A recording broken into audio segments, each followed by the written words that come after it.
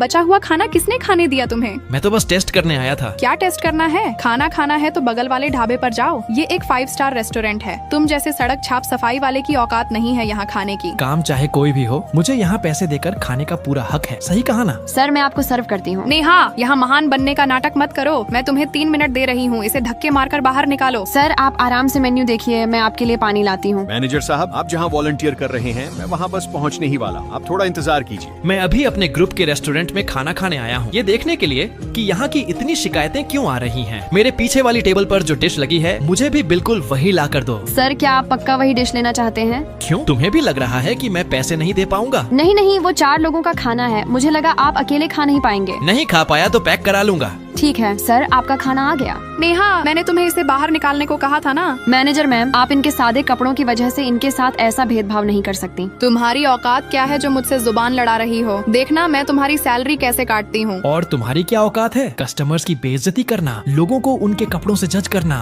पता नहीं तुम जैसी औरत यहाँ मैनेजर कैसे बन गई। सर आप पहले खाना खा लीजिए, खाना ठंडा हो गया तो अच्छा नहीं लगेगा। नेहा, तुम्हें अच्छा इंसान बनने का बहुत शौक है ना, अब अपनी सैलरी कटने का इंतजार करो। 1 मिनट रुको, इस डिश का मीट बिल्कुल भी फ्रेश नहीं है। लो, अब नया नाटक शुरू। मुझे तो पहले ही पता था कि तुम यहाँ जानबूझकर तमाशा करने आए हो। इसे साफ तौर पर दोबारा गर्म किया गया है, तभी तो पिछली टेबल वाले कस्टमर्स अपना इतना सारा खाना छोड़कर चले गए। ठीक है, मैं अभी उन्हें बुला कर लाती हूँ। तुम्हारी हिम्मत कैसे हुई? नेहा, मैं तुम्हें आखिरी बार चेतावनी दे रही हूँ, ये एक 5 स्टार रेस्टोरेंट है, ये तुम्हारे महान बनने की जगह नहीं है। अगर बाद में कोई गड़बड़ हुई तो मैं सीधा जनरल मैनेजर से तुम्हारी शिकायत करूंगी। कौन है जो मेरे खाने में नुक्स निकाल रहा है? तुम यहाँ के हेड शेफ हो, खुद अपना बनाया हुआ खाना चक्कर देखो और बताओ कि इसमें कोई खराबी है या नहीं। इसमें कोई खराबी नहीं है, हमारे हाई क्लास रेस्टोरेंट का स्वाद ऐसा ही होता है। अरे ये तो तुम ऐसे मुंह क्यों बना रही हो? एक वेटर और इस सड़क छाप सफाई वाले में फर्क ही क्या है? तुम लोग अच्छे खाने के बारे में क्या जानते हो? इतना बड़ा 5 स्टार रेस्टोरेंट होकर भी तुम लोग रेडीमेड खाना बेच रहे हो। खाना है तो खाओ,